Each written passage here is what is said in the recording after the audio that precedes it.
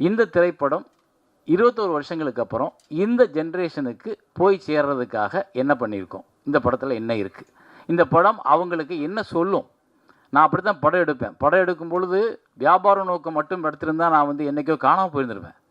பெரிய வெற்றியை கொடுத்துருப்பேன். 5 படம் பெரிய ஹீரோவோட ஒர்க் பண்ணியிருப்பேன். அப்புறம் காணாமல் போயிருப்பேன்.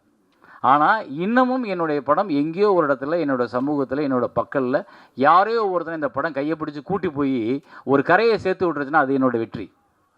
அப்படி தான் நான் ஒவ்வொரு படத்தையும் உருவாக்கியிருக்கேன். இந்த படம் கூட அதுதான். நீ எந்த தோல்வியாக இருந்தாலும் கடக்கலாம். காதல்ன்றது நான் எடுத்துக்கிட்ட ஒரு ஆயுதம்.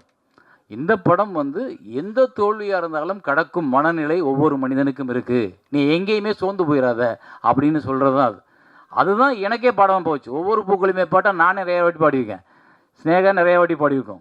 அமீர் நிறைய வாட்டி பாடிப்பார். ஸ்னேகா நிறைய வாட்டி பாடிப்பார். அவங்களுக்கு அது போகும்.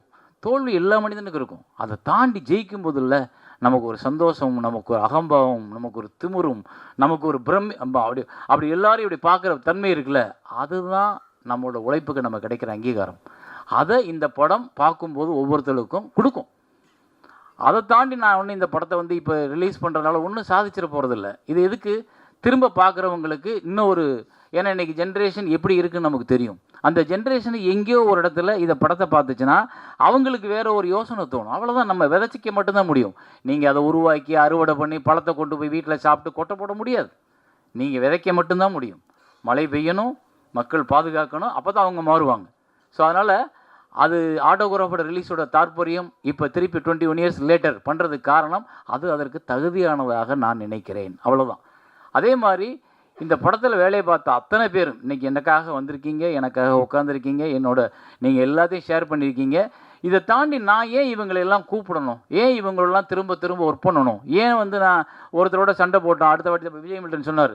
விஜய் மில்டனோட முதல் படத்தில் நாங்கள் 2 பேரும் அவரோட கவிதை புத்தகத்தில் சந்தித்தேன்.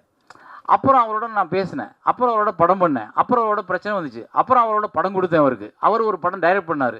அப்புறம் அவர் கூப்பிட்ட படத்தில் போய் நான் நடித்தேன்.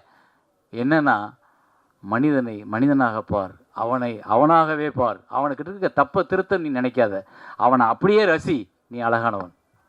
ரைட். நான் இன்னொருத்தனை போய் திருத்தி உன் தப்பை சொல்லி நீ இப்படி மாறுன்னு சொல்லி உனக்கு அட்வைஸ் பண்ணி எனக்கு தேவையில்லை. எனக்கு மில்டன் நாளைக்கு திருப்பி கூப்பிட்டாலும் நான் அவருடைய போய் நடிப்பேன். அமீர் திருப்பி கூப்பிட்டாலும் நடிப்பேன். நான் ராமகிருஷ்ணன் படம் பண்ணி என் படத்தில் நடிங்கன்னா நடிப்பேன். அவ்வளோதான். அப்படி தான் நான் இந்த உலகத்தை அழகானதாக பார்க்க கற்றுக்கொண்டேன்.